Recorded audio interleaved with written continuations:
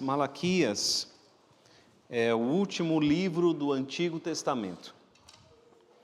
Nós vamos abrir no capítulo de número 1. Malaquias, o último livro do Antigo Testamento. É o livro que fecha o Antigo Testamento. Malaquias, capítulo de número 1. Nós vamos, meus irmãos, iniciar uma série de mensagens no livro de Malaquias. Isso não quer dizer que nós vamos pregar todos os domingos em Malaquias. Malaquias também é um livro pequeno, de apenas 4 capítulos. Mas é um livro que tem mensagens que eu creio que são contemporâneas para nós. Malaquias, capítulo de número 1, meus irmãos, nós vamos ler do verso de número 1 até o verso de número 5. Malaquias, capítulo 1, do versículo 1 até o versículo 5. Vamos fazer uma leitura alternada. Vou ler os versos ímpares e peço que a igreja em unidade leia os versos pares. Com bastante força, meus irmãos. Sentença pronunciada pelo Senhor contra Israel por intermédio de Malaquias.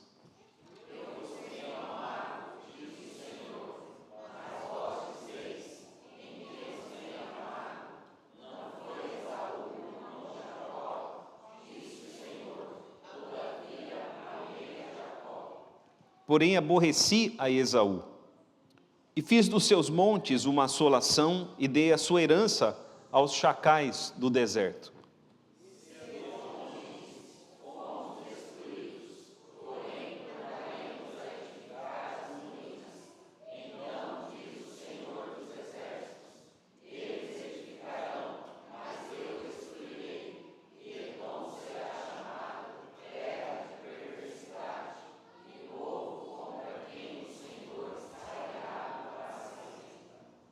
Os vossos olhos o verão, e vós direis: grande é o Senhor também, fora dos limites de Israel.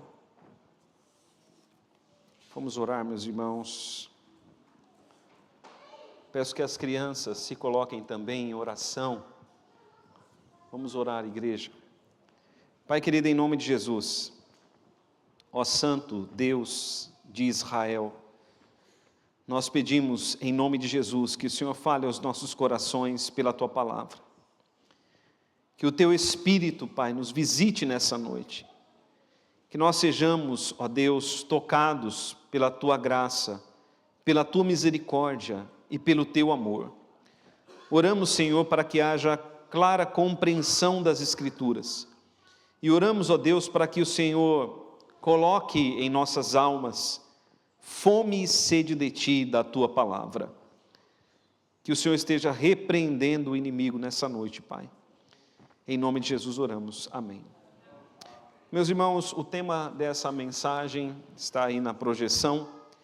Eu vos tenho amado. Esse é o tema da nossa mensagem. Como eu já disse, nós vamos dar início a uma série de sermões em Malaquias.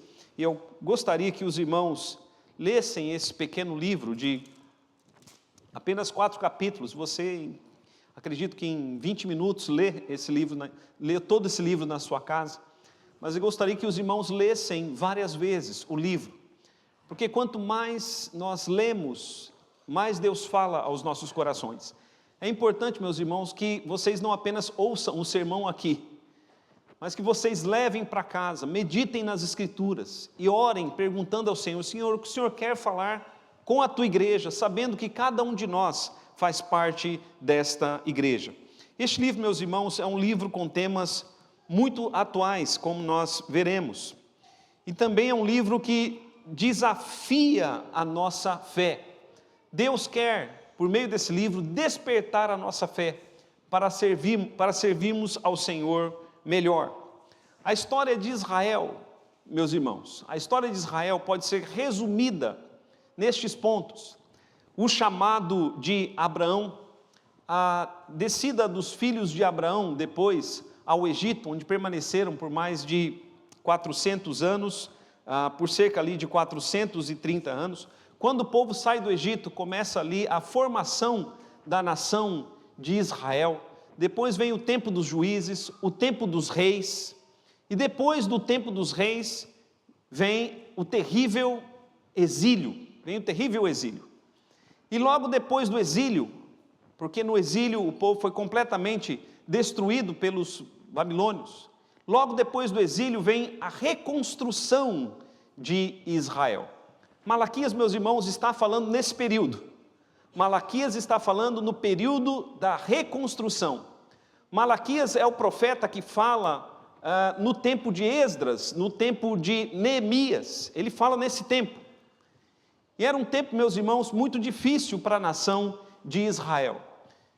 Neemias fecha o Antigo Testamento porque depois deste profeta vem o tempo do silêncio. Deus vai ficar sem falar com o seu povo por cerca de 450 anos.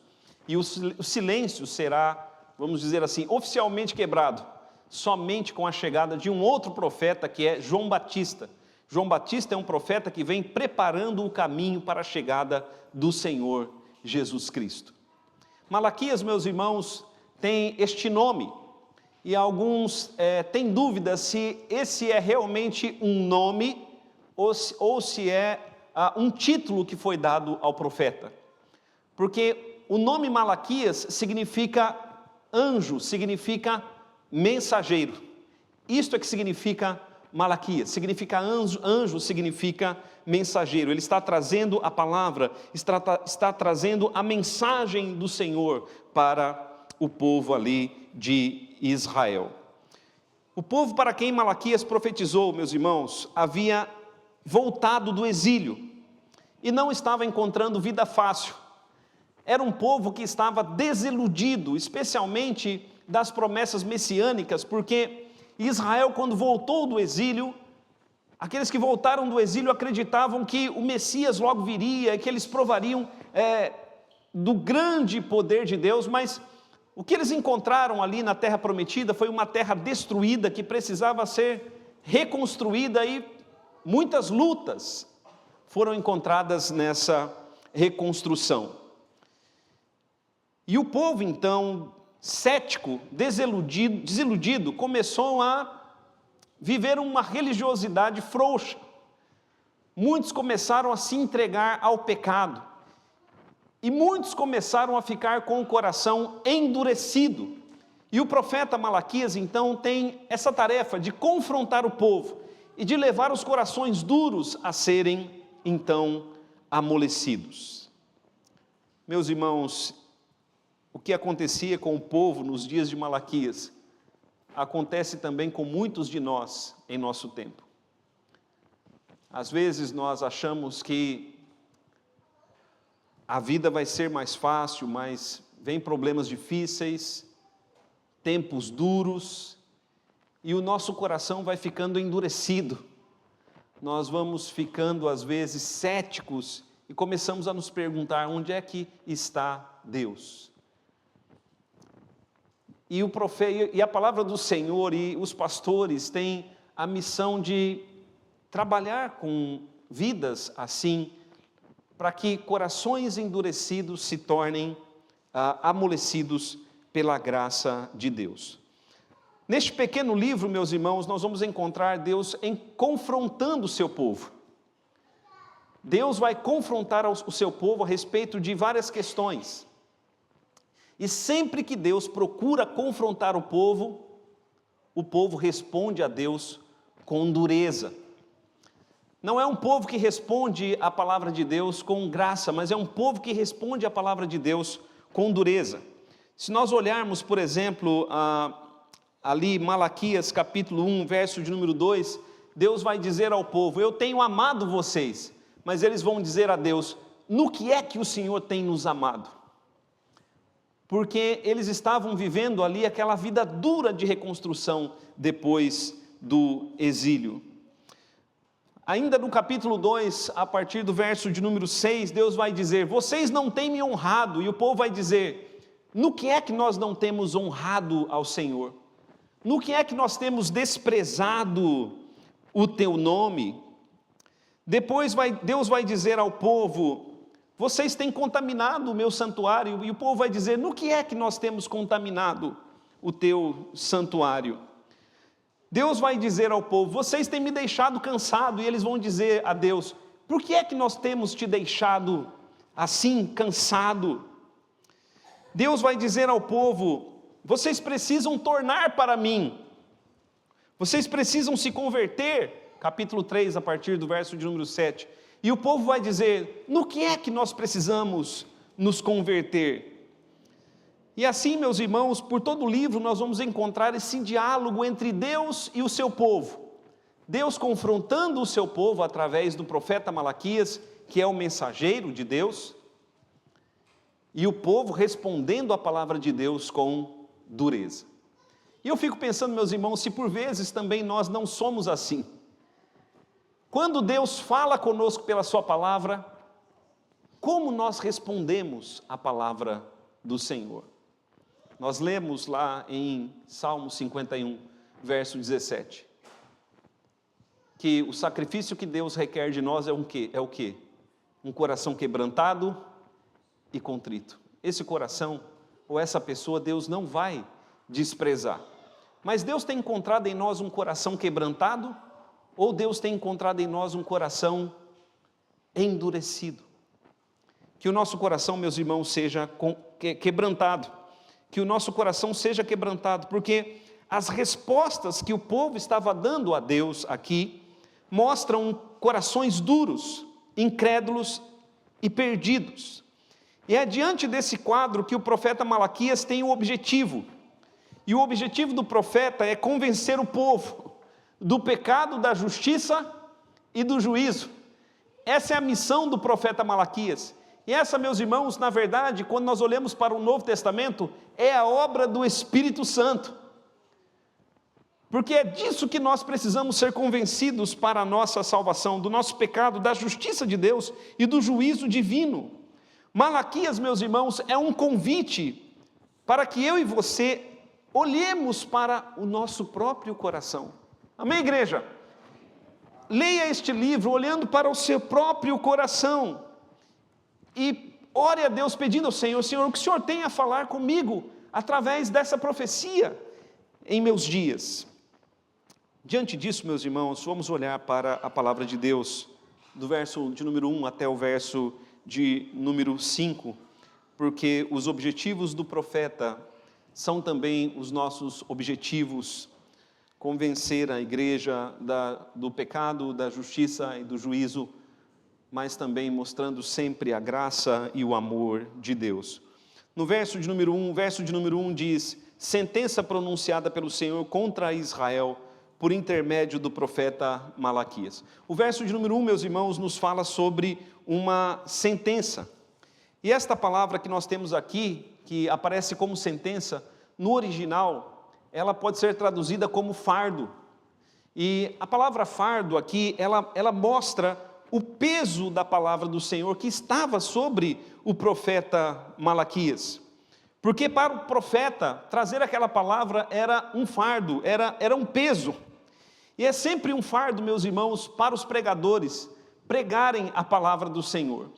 Todas as vezes que eu venho aqui no púlpito, o que eu trago comigo aqui é um fardo. Por quê? Porque pregar a palavra do Senhor não é fácil. Pregar fielmente a palavra do Senhor não é fácil. Nós não estamos, como diz o apóstolo Paulo, nós não estamos como muitos mercadejando a palavra de Deus. Pelo contrário, estamos trazendo a palavra do Senhor fielmente. E a palavra que aparece aqui como sentença, que pode ser traduzida como fardo, mostra também que a palavra do Senhor tem um peso sobre o profeta e um peso para todo o povo de Deus. A palavra do Senhor, meus irmãos, ela é viva. A palavra do Senhor, ela é substancial. A palavra do Senhor não é como névoa, mas a palavra do Senhor, ela é como uma rocha sólida, impactante, e deve atingir os nossos corações. A palavra do Senhor, meus irmãos, ela é um fardo porque ela é pesada. Por vezes, ela é contrária à nossa vontade, é contrária à nossa natureza pecaminosa, e muitos rejeitam a palavra do Senhor na prática.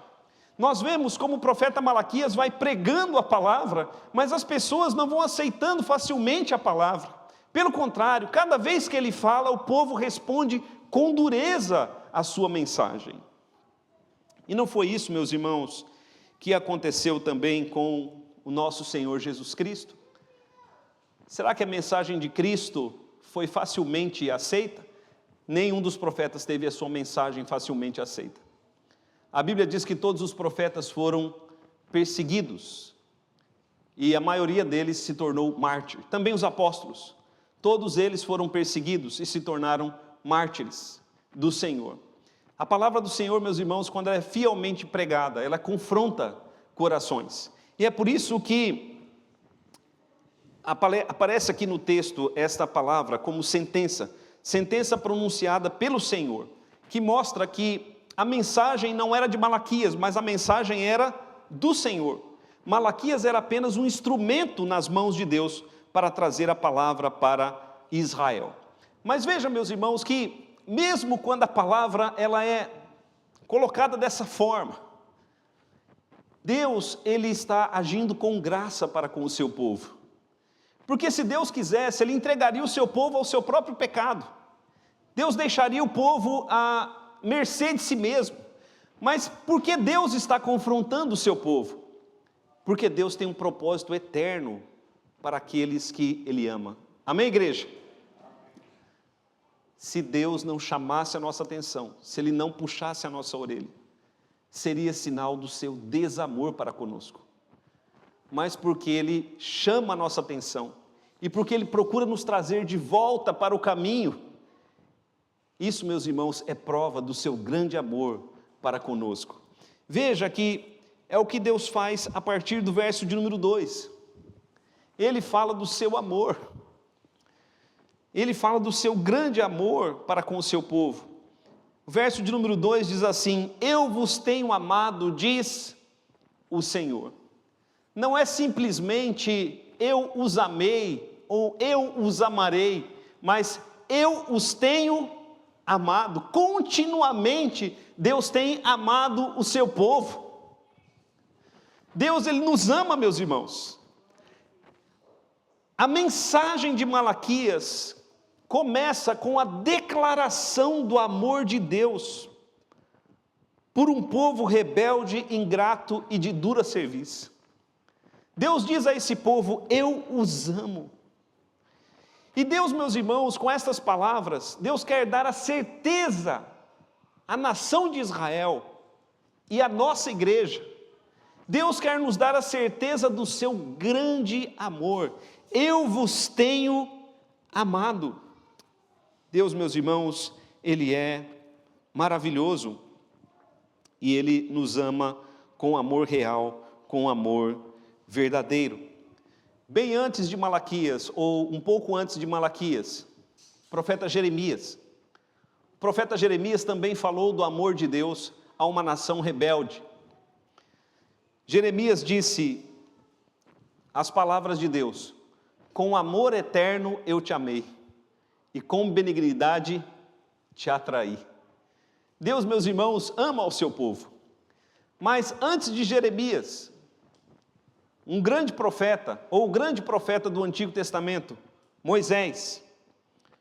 Moisés disse que Deus amava Israel. Deus tinha afeição por Israel. Não porque Israel era um povo grande e poderoso, mas porque Deus o escolheu e Deus escolheu amá-lo. Amém, igreja? O amor de Deus por Israel era um amor livre, um amor voluntário. Deus não amou Israel porque Israel era uma nação grande e poderosa, ou porque Israel podia fazer grandes coisas pelo Senhor. Não, Deus amou simplesmente porque Ele resolveu amar. E agora Deus está falando ao seu povo através de Malaquias: eu vos tenho amado.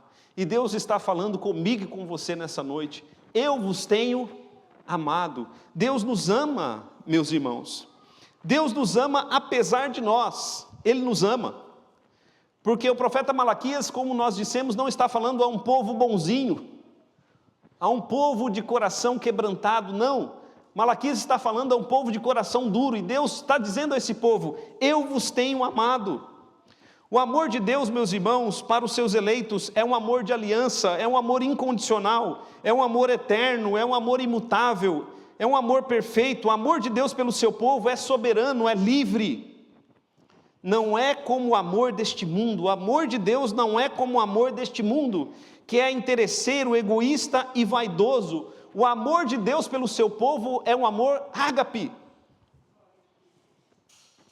Quando nós falamos do amor de Deus, igreja, e olhando aqui para Malaquias, o amor de Deus, ele é transcendente, mas ele também é imanente.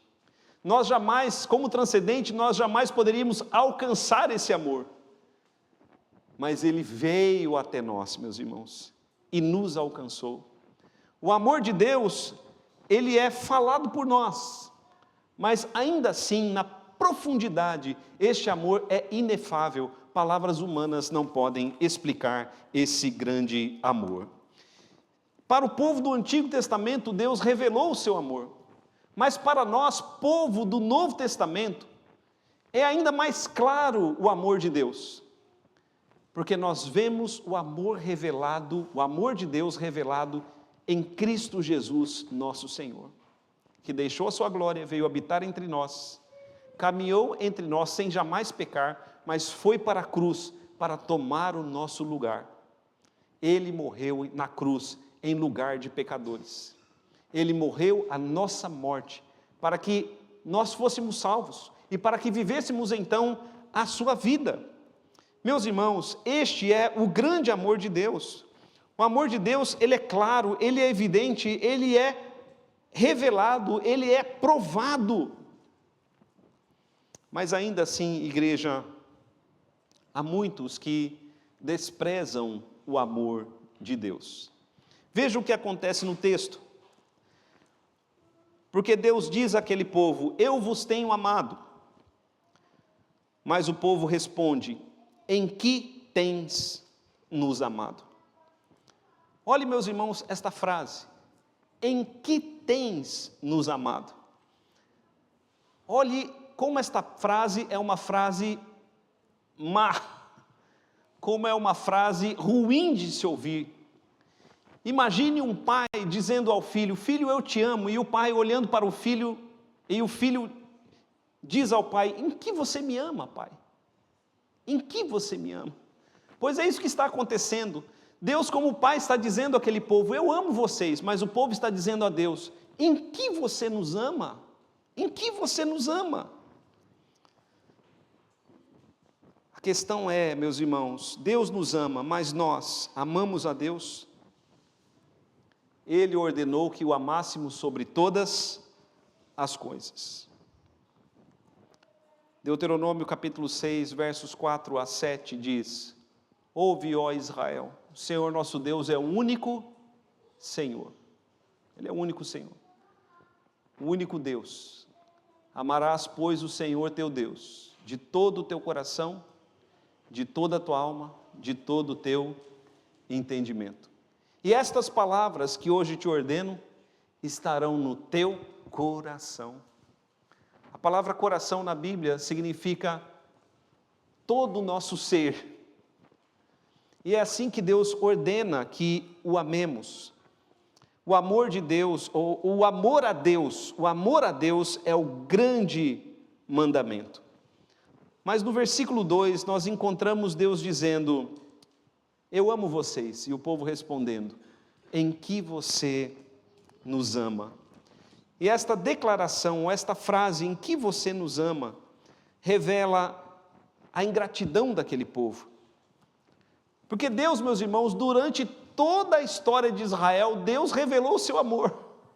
Desde o chamado de Abraão, a libertação do Egito, o envio de juízes quando o povo clamou por libertação, Deus lhes deu o rei Davi. Quantas coisas Deus fez pelo povo de Israel, mas eles estavam dizendo a Deus naquele momento: em que você nos ama? Nisso eles estão revelando grande ingratidão. E a ingratidão deles, meus irmãos, é marcada por causa do exílio, por causa do sofrimento presente. Eles estavam desconsiderando tudo que Deus havia feito por eles, não conseguiam enxergar o amor de Deus por eles. Em que tens nos amado, esta frase revela também o desprezo que havia no coração deles pelo amor de Deus. Porque Deus estava dizendo àquele povo: eu amo vocês, mas eles estavam desprezando o amor de Deus, dizendo: em que você nos ama? Esta frase, em que tens nos amado, revela também revolta, rebeldia, dureza e ira no coração. Precisamos, meus irmãos, examinar os nossos corações, porque Deus, Ele diz que nos ama, mas nós cremos no seu amor? Ou nós temos questionado o amor de Deus? Aquele povo estava questionando o amor de Deus. E por que eles estavam questionando o amor de Deus? Porque eles mediam o amor de Deus por bênçãos temporais, por bênçãos terrenas, bênçãos materiais. Na cabeça deles, se eles não estavam tendo bênçãos materiais, então era porque Deus não os amava. Era assim que eles estavam medindo as coisas. Eles não queriam, na verdade, um Deus de amor para ter um relacionamento profundo com eles. Eles queriam um Deus de amor que os abençoasse apenas com bênçãos terrenas. Meus irmãos, se Deus quiser nos abençoar com bênçãos terrenas, Ele nos abençoará se estas bênçãos nos levarem para mais perto dEle. Porque se as bênçãos nos afastam de Deus, Ele pode retirá-las de nós e pode nos disciplinar, assim como Ele estava fazendo com aquele povo. Será que nós temos questionado a Deus e o seu amor quando não recebemos bênçãos terrenas? Muitos questionam: se Deus me ama, então por que não tenho aquilo? Se Deus me ama, então por que não tenho aquilo outro? Se Deus me ama, então por que não tenho aquele emprego? Se Deus me ama, então por que me falta isso? Tais perguntas demonstram que medimos o amor de Deus pelo que Ele nos dá e não pelo que Ele é em nossas vidas. A resposta daquele povo à declaração do amor de Deus também é um desafio. Eles estavam desafiando a Deus. Veja o verso de número 2, mais uma vez, e veja como soa como um desafio. Eu vos tenho amado, diz o Senhor, mas vós dizeis: em que tens nos amado? Esta expressão, em que tens nos amado, também é um apontamento de que eles estavam pedindo uma prova. Deus, prove-nos o seu amor. É como se eles dissessem: nós não temos o bastante, nós não temos prova o bastante de que o Senhor nos ama. Então, demonstre que, de fato, o Senhor nos ama. Queridos irmãos, se vocês acham que isso é algo incomum ou uma instigação de Satanás no coração do homem? Os irmãos se lembram quando Jesus Cristo foi batizado? No momento do seu batismo, o Espírito Santo veio em forma corpórea de pomba sobre Jesus, e ouviu-se uma voz do céu dizendo: este é o meu Filho amado, em quem me comprazo. Logo depois do seu batismo, a Bíblia diz que Jesus foi levado ao deserto pelo Espírito, para ser tentado pelo diabo. E como o diabo tentou a Cristo? Primeiro Jesus disse: se você é filho de Deus.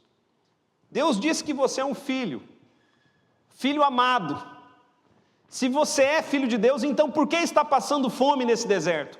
Ordena que estas pedras se transformem em pães. Se Deus de fato te ama, se você é de fato um filho amado de Deus, pule do pináculo do templo, e os anjos te segurarão para que não tropeces em nenhuma pedra. Meus irmãos, por vezes, nós também pedimos provas do amor de Deus, e isso é uma instigação de Satanás em nossos corações. Satanás se aproxima e diz: se você é filho de Deus, por que está passando por fome? Ou por que está passando por necessidade? Ou por que não tem as bênçãos que você quer? É justamente isso que estava acontecendo nos tempos de Malaquias. Eles estavam perguntando a Deus: em que tens nos amado? Dá-nos prova do seu amor. Isso, meus irmãos, é tentar ao Senhor, é desafiar a Deus, porque Deus de fato nos ama. Amém, igreja? Ele nos ama, mas Deus não deixou o povo sem resposta. Veja a resposta que Deus deu ao desafio daquele povo. Verso de número 2. Eu vos tenho amado, diz o Senhor, mas vós dizeis: em que tens nos amado? Veja a resposta de Deus. Não foi Esaú irmão de Jacó? Disse o Senhor: todavia amei Jacó, porém aborreci a Esaú. E fiz dos seus montes uma assolação, e dei a sua herança aos chacais do deserto.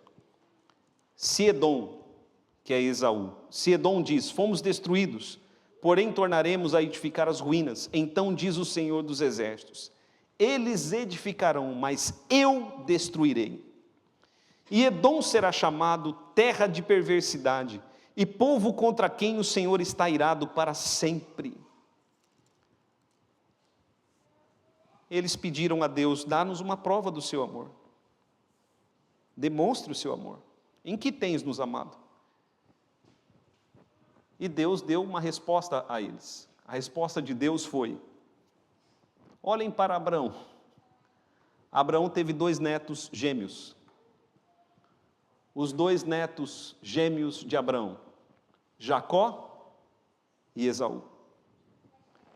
Eles eram gêmeos, filhos de Isaque, netos de Abraão e próximos de Abraão.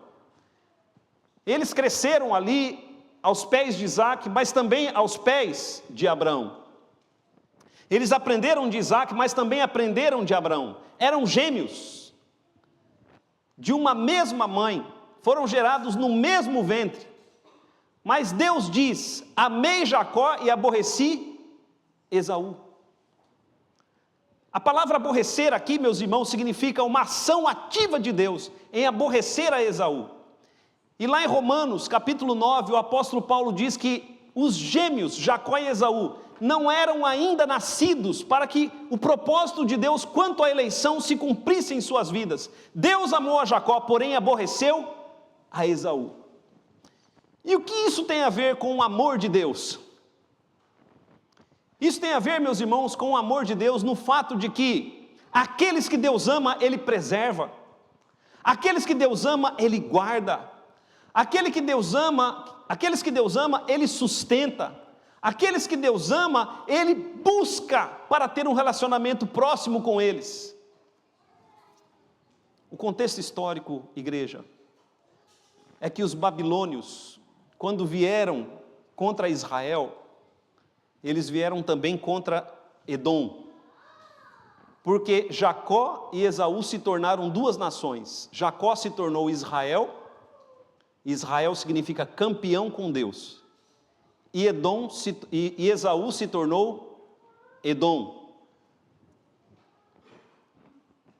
Os babilônios vieram contra essas 2 nações. E as 2 nações, elas foram, num primeiro momento, destruídas. Israel foi destruído e Edom também foi destruído. As 2 nações foram destruídas. Mas Deus diz: eu reconstruirei Israel. E por que, meus irmãos, Deus resolveu reconstruir Israel? Por causa do seu grande amor. Meus irmãos, Israel é uma nação pequenininha, tão pequena, que em um dia você atravessa toda a nação. São menos de 300 quilômetros. Como uma nação tão pequena pode ser tão poderosa? A resposta está em Deus. Deus diz: por causa do meu amor, Israel, é que você não foi varrida da terra. É por causa do meu amor que você será reconstruída. Amém, meus irmãos? Deus pode nos disciplinar, mas se Ele nos ama, Ele nos restaurará. E Deus está mostrando a Israel: eu estou trabalhando em você, estou restaurando você, essa é a prova do amor, do meu amor que você tanto precisa. E Deus diz então: olhe para Edom, olhe para os edomitas.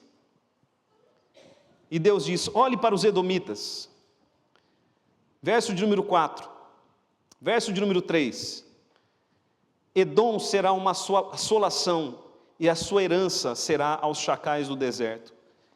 Se Edom diz: fomos destruídos, porém tornaremos a edificar as ruínas, então Deus diz: eles edificarão, mas eu destruirei. E Edom será chamada terra de perversidade. No original é fronteira de perversidade. E povo contra quem o Senhor está irado para sempre. Meus irmãos, Deus está dizendo: eu não demonstrei a minha misericórdia a Edom e não demonstrarei, mas Israel prova da minha misericórdia e da minha graça todos os dias. A minha misericórdia se renova para com Israel todas as manhãs. Vamos aplicar, queridos, isso às nossas vidas, porque Deus diz ali que Ele é Senhor de todas as nações. Veja o verso 5: os vossos olhos verão, e vós direis: grande é o Senhor também fora dos limites de Israel. Vamos aplicar, igreja, às nossas vidas. Primeiramente, eu quero falar sobre o fardo, a sentença, que o ministério pastoral, que o ministério profético, que é trazer a palavra do Senhor, seja um fardo leve nessa igreja. Que os irmãos não endureçam seus corações e nem se queixem do Senhor, mas recebam a palavra do Senhor com alegria, para que possam provar mais profundamente no seu dia a dia do amor de Deus. Eu quero dizer aos irmãos, reafirmando: Deus te ama.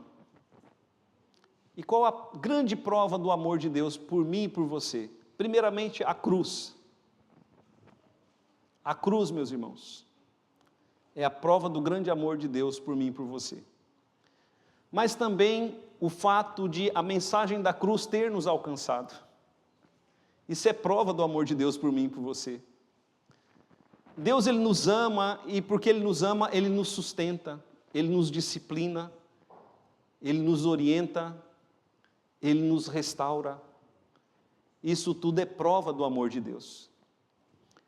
Porque, meus irmãos, aqueles que são os edomitas, espiritualmente falando, porque israelitas, hoje, não são aqueles que nascem em Israel, mas todos aqueles que creem em Jesus, são o verdadeiro Israel de Deus. E os edomitas são todos aqueles que se afastam de Deus. Pessoas contra quem Deus está irada, e que não provam da misericórdia e do amor de Deus. Mas se você tem provado do amor e da misericórdia de Deus, não despreze esse amor, não rejeite esse amor, abrace esse amor, reconheça esse amor e entregue sua vida totalmente a este amor. Porque este amor, meus irmãos, é poderoso, é gracioso, é glorioso e faz maravilhas na vida daqueles que se santificam e que se entregam realmente em consagração a Deus para servi-lo e para adorá-lo. Deus te amou. A prova disso é o Evangelho na sua vida. Então louve a Deus, agradeça, porque esse amor te alcançou e este amor, Ele te sustenta. Feche os seus olhos.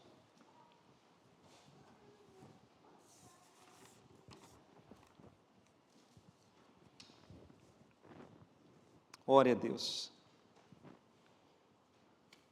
Se o inimigo por vezes sopra em seus ouvidos, Deus tem realmente te amado. Não ouça a voz do inimigo, ouça a voz do Senhor. Eu tenho te amado continuamente. Nós te louvamos, ó Deus, pelo teu grande amor. Te louvamos, ó Deus, pelo amor do Senhor, pelo teu amor eletivo. O Senhor amou Jacó e aborreceu a Esaú. E nós te louvamos, ó Deus, porque somos com Jacó, amados do Senhor. Que nós possamos, ó Deus, reconhecer esse amor. Perdoe, Senhor, todas as vezes que respondemos ao teu amor com ingratidão, com desprezo, com dureza, com rebeldia. Perdoe, Senhor, nossos pecados. E, Pai, que abra os nossos olhos, Senhor, para que possamos ver o teu amor claramente, para que possamos responder ao teu amor, como deve ser respondido, que nós possamos, ó Deus, pela força do teu Espírito, te amar com toda a força do coração, da alma e do entendimento.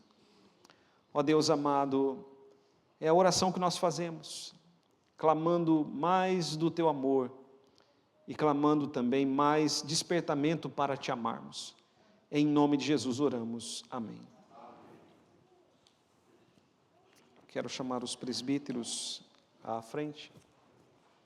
Quero convidar a igreja a abrirmos a palavra do Senhor no Evangelho de Mateus, capítulo de número 26.